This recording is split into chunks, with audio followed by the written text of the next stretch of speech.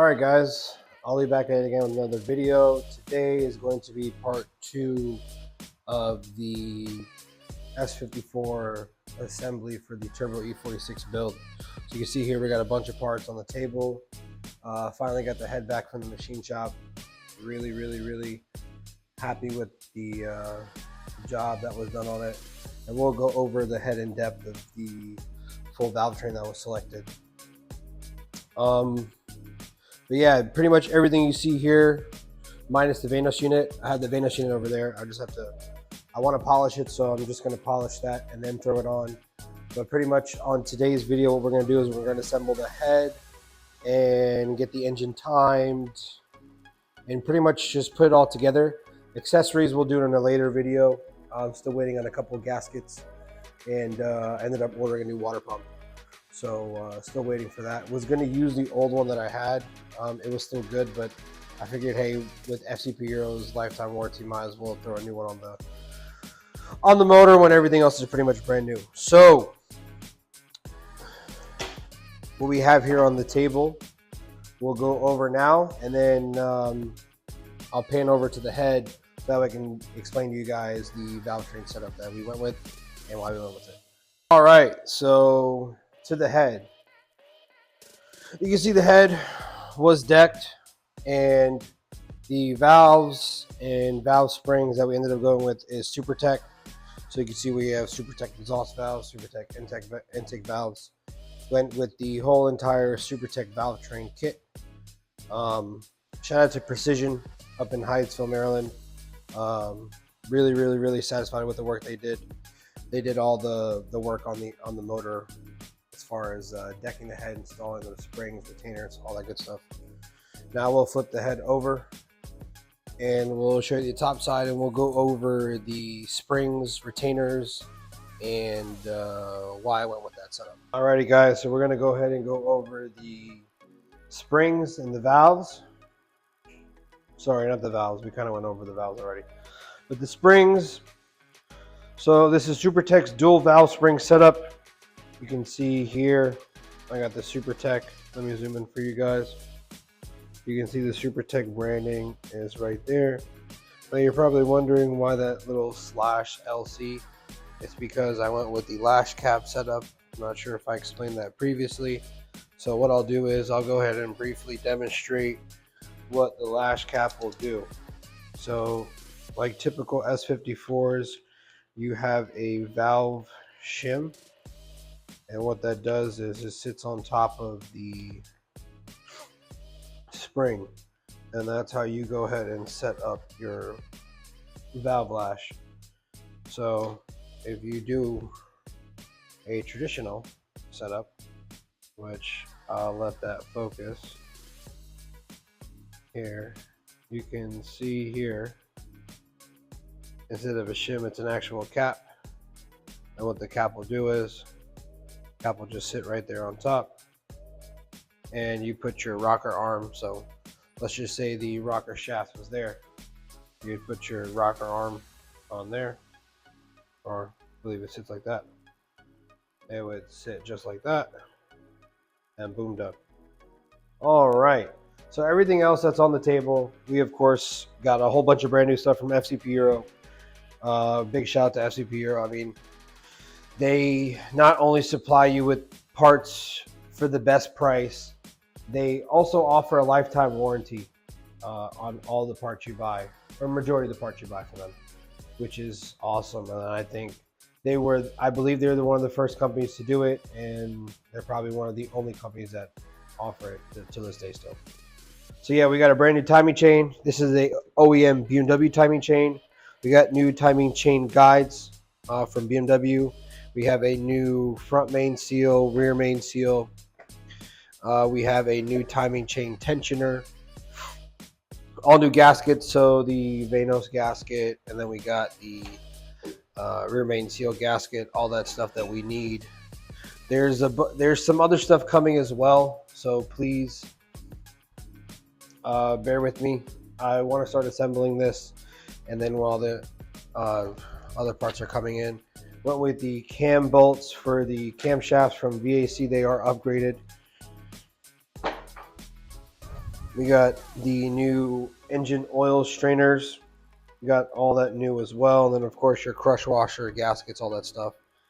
I went ahead and cleaned all the main caps for the camshafts.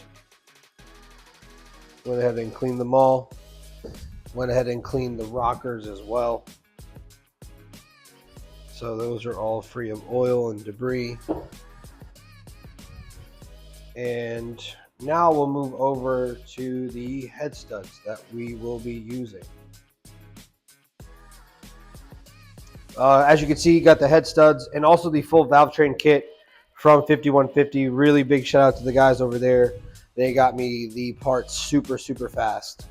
When I originally wanted to go with VAC Motorsports to order the kit through, 5150 actually has the kit assembled as, so everything you need to convert your S54 to a lash cap setup, they have an entire kit, and it's literally as simple as add to the cart. Versus if you either call SuperTech up or if you call VAC Motorsports, they literally have to give you piece by piece by piece, and it ends up getting more expensive if you do it that way.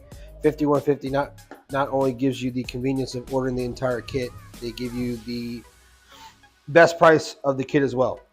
It's a couple $100 cheaper, which is a big difference. So anyways, enough about 5150. We're going to go over the head studs that we got for the S54. So there's two head stud options that you can get from ARP. You can get the L19s or you can get the ARP 2000s. The ARP 2000s is the lower rated or the lowest rated ARP headset you can get from ARP for the S54, and the highest rated is the L19s, which you can see here once that focuses on it. So we did get the strongest option. Yes, might it be overkill, but I'd rather overbuild this engine rather than underbuild it. So that is what we did there for the head studs.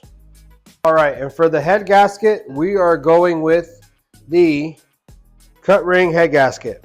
So you can see here, I'll let that focus. You guys are probably wondering, what is a cut ring head gasket? What might a cut ring head gasket consist of? And we'll kind of go over it here. So you can see here these little rings, metal rings that are inserted in the middle there. That's what makes, that is the cut ring. So what the cut ring will do is, I'll go ahead and show you guys on the head. We'll move over to the head. Let me just flip it over. So pretty much what the cut ring will do is, when you have it installed into your engine, right, you place your head gasket like you normally would, right, on the block, line it up. If you have dowels, line it up with your dowels, head studs, whatever, right? So now, when you have a cut ring head gasket, what those rings do is they actually sit right here, and when you clamp down the head gasket, they will seat in here. So that way you have the best amount of pressure. So that's the main reason why I went with the cut ring head gasket. Not only that, it is less complicated to work with versus the MLS head gasket. Now, even though you guys saw that I did machine not only the head but the block, you have to 100% machine your block and your head if you're using a MLS style head gasket. For the cut ring head gasket, it's a little bit more, I guess, DIY, user friendly. So you don't have to do that, to my knowledge. Now, guys, don't quote me on everything that I'm saying. Drop in the comments below if I'm explaining it the wrong way. Again, this is still a learning curve for me, and I will only improve with your guys' feedback. And no, I won't get offended. Alrighty, guys, so we're going to start assembling the bottom end. Well, not really the bottom end. The bottom end's already assembled, that you guys saw in the last video. But what we're going to do now is I finally got the new dowels in place for the oil pump. So we're going to go ahead and get the oil pump installed. Now, you guys are probably wondering why the oil pump is not clean. The oil pump is not cleaned because the oil pump I originally got with this engine, the filter screen here, I'll move over and show you guys the screen. You can see here that, let me try to zoom in. So the screen there, you can kind of see it. It's not like easily replaceable. It's actually, I guess, suctioned or vacuumed or however they installed it. So it's permanently on there. And the oil pump that came with this car, or sorry, not this car, the oil pump that came with this motor, that was all damaged. And I didn't want to risk it. So I was going to try to fix it myself, bend it back in place, which I did. But it ended up having a bigger opening than what I felt comfortable with. So I just pulled the oil pump from the motor that came out of the car, and we're just going to stick with that one.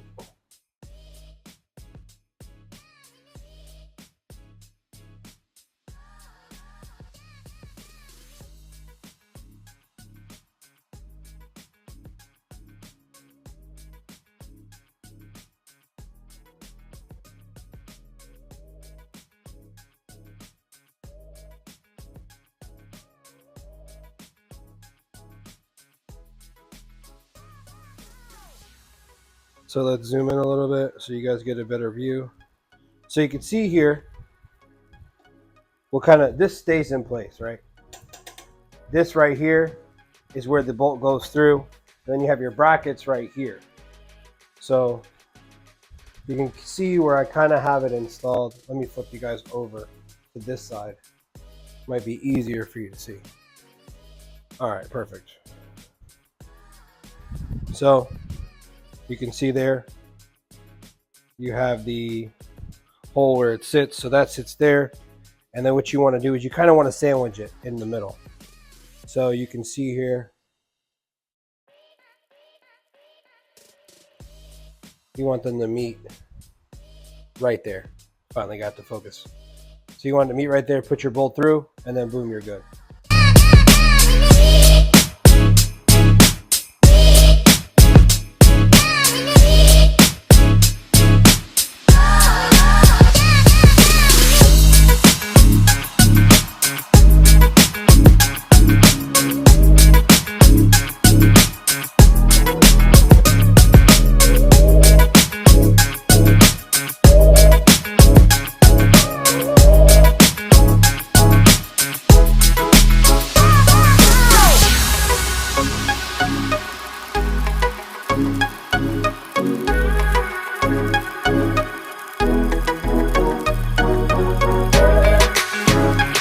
Alrighty guys, so we're gonna go ahead and get the oil pump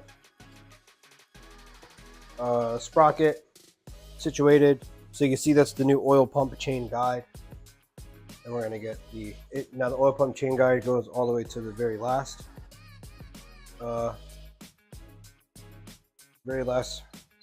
the crankshaft.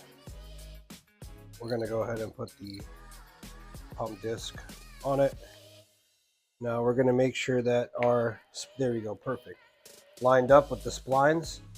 Now the S54 isn't like the other cars, or sorry, the other BMW engines where you kind of have to weld the nut or wire it shut.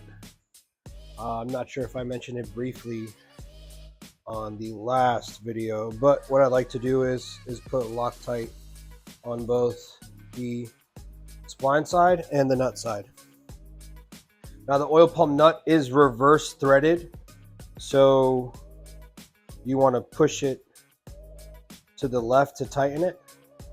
So it's lefty tighty, righty loosey, as you could say.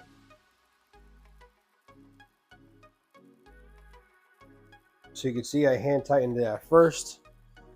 And I believe the torque spec on that is 18 foot-pounds of torque. So what we're gonna do is we're gonna grab our handy dandy torque wrench. We're going to set it to 18 foot-pounds. All right, so you can see here you have this little tab. It bends back. Let me see if I can kind of bend it back. So you can see there, bends back and it hits on there. So what you want to do is, the way you install it is just move the chain out of the way, kind of hit that little, so bend this back a little bit first and install it in there. Here, I'll uninstall it for you guys actually, just to show you, make it easier. So you got it right here. This bends back. So we're going to move the chain, install it here first.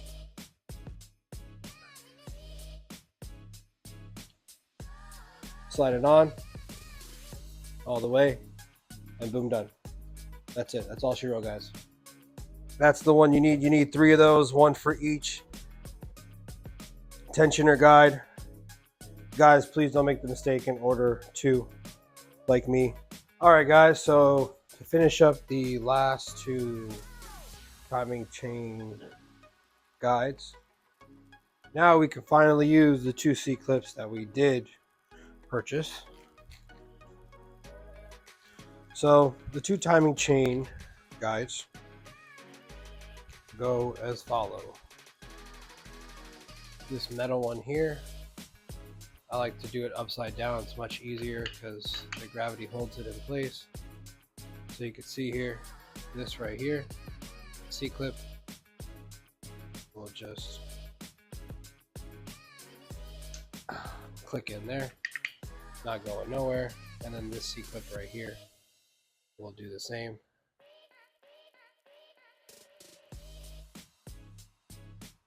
This one is a little bit trickier. Now we got that situated. We're gonna get our brand new timing chain.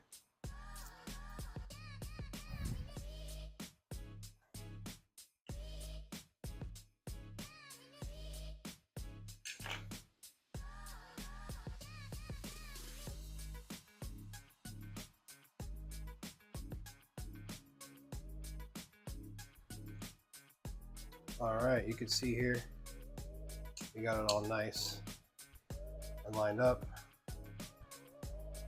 So timing chain is all situated.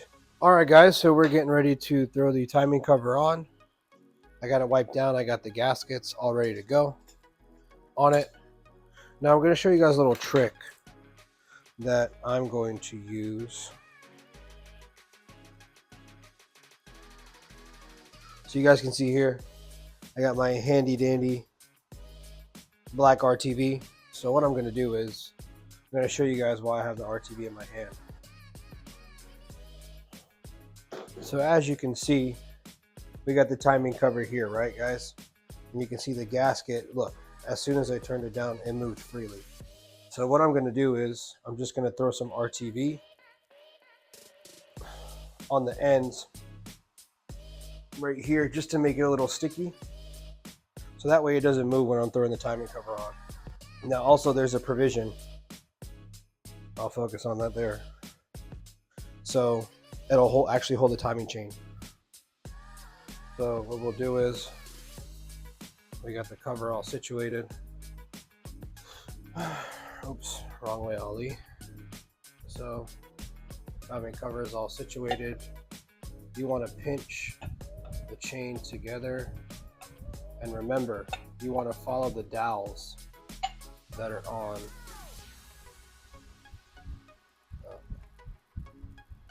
Looks like my idea did not work. All right, so we get everything on the dowels. We're all good there.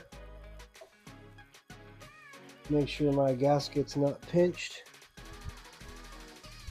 because that would really suck if it was pinched. Just gonna double check it there. I'm gonna put in a couple bolts to secure the timing chain tensioner down, or sorry, I keep saying timing chain hitch, the timing chain cover down.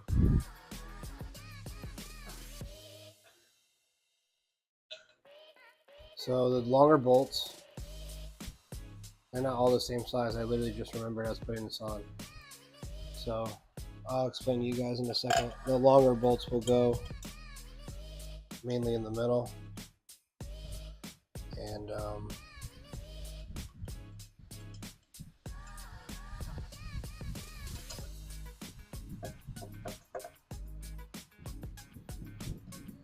the smaller bolts go on the side. So let me get 2 bolts to show you guys for reference. So you can see here, this is one of the smaller bolts that'll go on the smaller sides, and then this is one of the longer bolts that'll go in the middle. The longer threads go is where they will, the longer bolts will go. That's kind of common sense.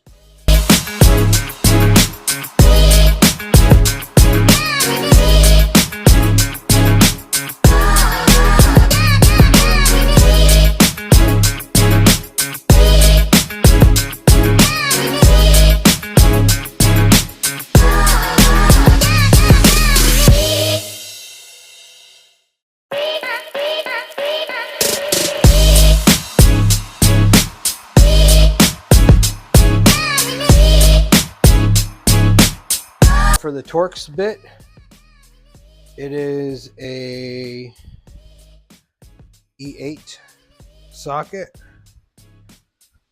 E8 socket. All right, guys. So the timing cover is all sitting flush with the block. Now, you guys are probably wondering again. Like I mentioned, I put RTV in the top corners, and then the bottom corners to get the gasket to stick. Now, where the oil pan gasket meets the bottom of the block, or the oil pan and the oil pan gasket meet the bottom of the block, it's known that in between the joints right here, we'll zoom in so you guys can get a better view. So right in between the joints right there, it's pretty prone for the E46s to leak their oil. So that's one of the main reasons why that I also put gasket RTV there. But what I'm going to do is I'm also going to throw a little mini bead of gasket maker on both sides. You don't need a lot. So we'll throw that there. And then I'm just kind of like, I'm going to kind of dab it.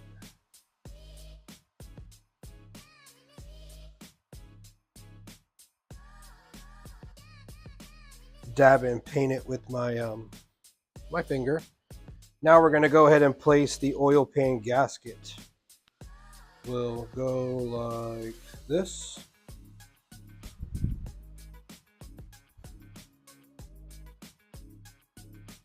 Line it up with the holes.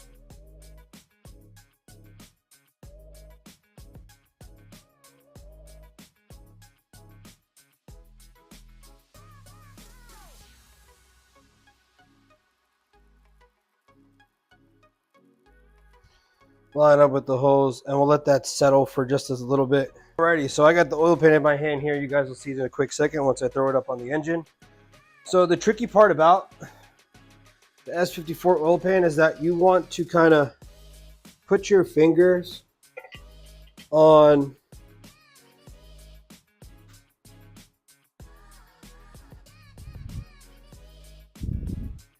like I mentioned, I wish I would have cleaned it a little bit more thoroughly.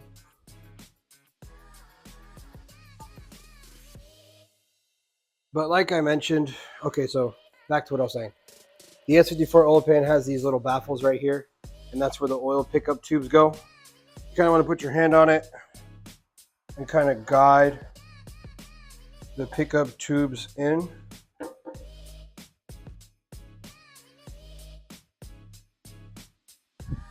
And you can see once you guide those pickup tubes, the oil pan actually goes on pretty smoothly. Now I'm just gonna, before I thread in a couple bolts, I'm just gonna make sure the gasket is sitting in the threads nicely. And I'm going to go ahead and grab some of the oil pan bolts. Not some of them, all of them actually. Alrighty guys, so I got all the bolts torqued down. I torqued them down to 15 foot-pounds. Now I'm going to paint mark them all, so that way I know which ones are done. Alrighty guys, so what we're doing now is finally putting the head gasket on. I confirmed it goes on 2 and 5. You can even say it's 6.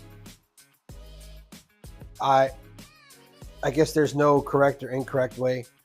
2 goes right here on the oil pump, or sorry, oil filter housing side, and 5 or 6 goes on the opposite side. So now we're going to put some RTV here and here. Just a little.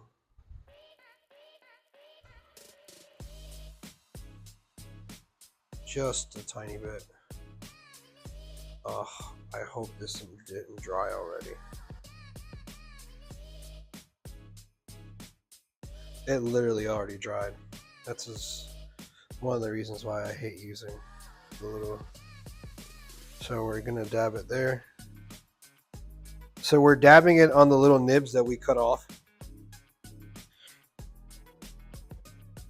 Now what I'm gonna do is get the head studs. I'm just gonna get 2 studs. I'm gonna put them exactly where the dowels went, just to kind of guide the head on the block. It'll make it so much easier to install. So I'm just going to hand tighten it through.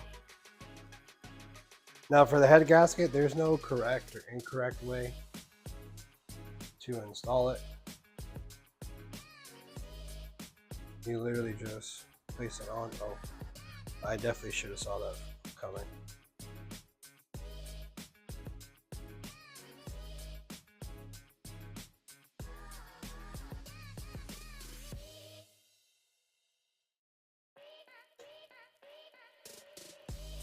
All right, so head gasket is sitting nice and flush.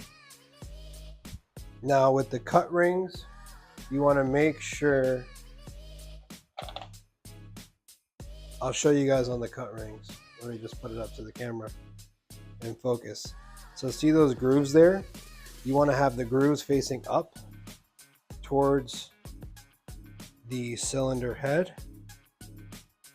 And the cut rings just sit right in the bores. So we got cylinder 1, cylinder 2, cylinder 3, and remember, you want those grooves to face up, because if you install it the wrong way and you torque down the head, you're shit out of luck.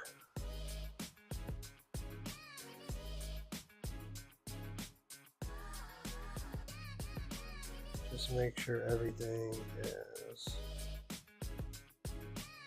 nice and flush. Alrighty. So I'm going to grab the head and we're going to install the head. Alrighty guys, I apologize. I went ahead and put the head on anyways. I was struggling for a little bit, so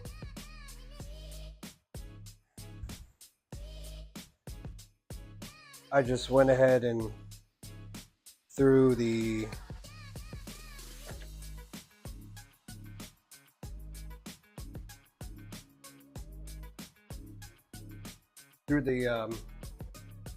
head studs. I mean, sorry, the head on. It was a bit of a pain doing it by myself. But anyways, we got it in. So now I'm just going to start threading these head studs in by hand, like ARP recommends. Now, per ARP's instructions, hand tight and no fastening or torque lube on the ends that go into the head. They also say make sure to not lubricate. I know a lot of people are going to be like, oh, why aren't you lubricating the bolts? ARP specifically says don't lubricate the bolts. It literally says screw the studs into the block hand tight and also install them dry.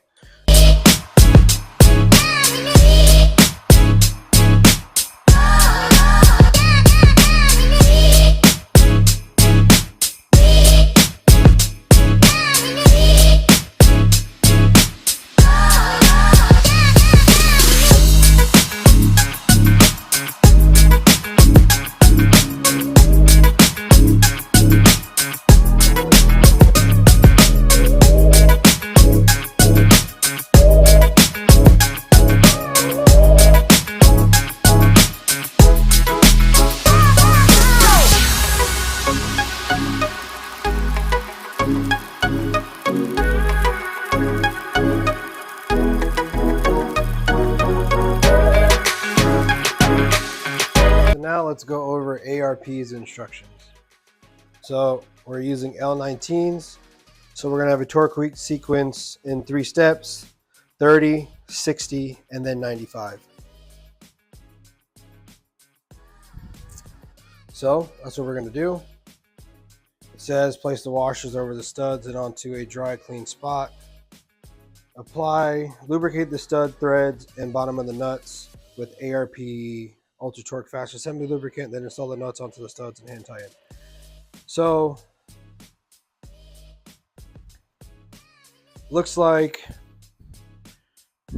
instead of the ARP lube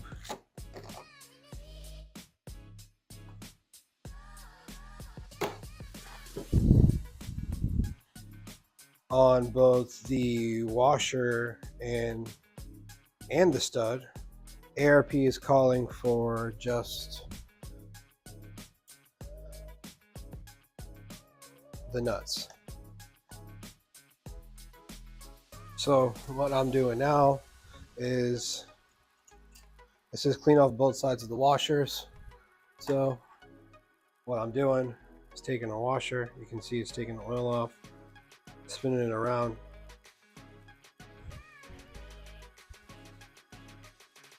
and then placing them in one by one.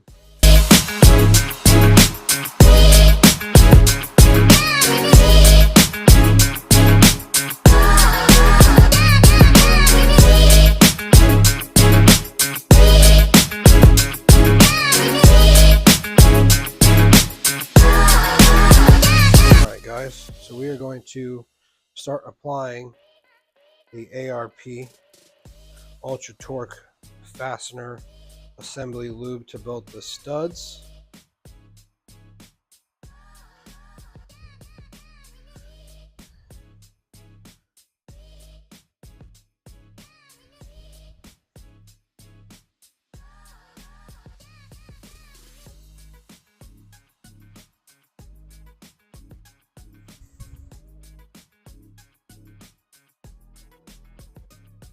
and you can still see this is the same pack of torque lube that I've been using for both the rod bolts and the main studs. So for you guys saying that ARP doesn't give you enough, and you guys saw in the previous video, I applied a good amount of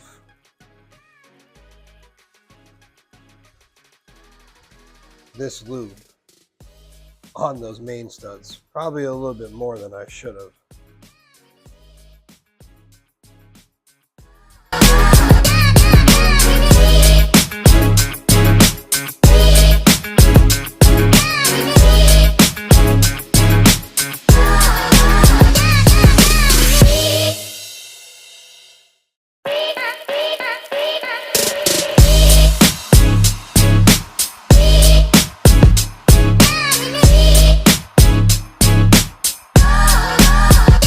Alrighty guys, sorry the camera was dead, so I figured I'd let it charge for a little bit. So give you a little progress update to where we are. We're on the last and final torquing sequence for the L19 ARP bolts. It's a 3-step torquing process, like I mentioned before: 30 foot-pounds, 60 foot-pounds, and the final 95. So we are on the last step, which is 95 foot-pounds. So I'm going to go through that with you guys, and then we'll be done for the night. So it's a star pattern. So 1, 2, 3, 4, 5, 6, and then 7, 8, 9, 10, 11, 12, 13, 14. So we're going to start from in and out and work our way out.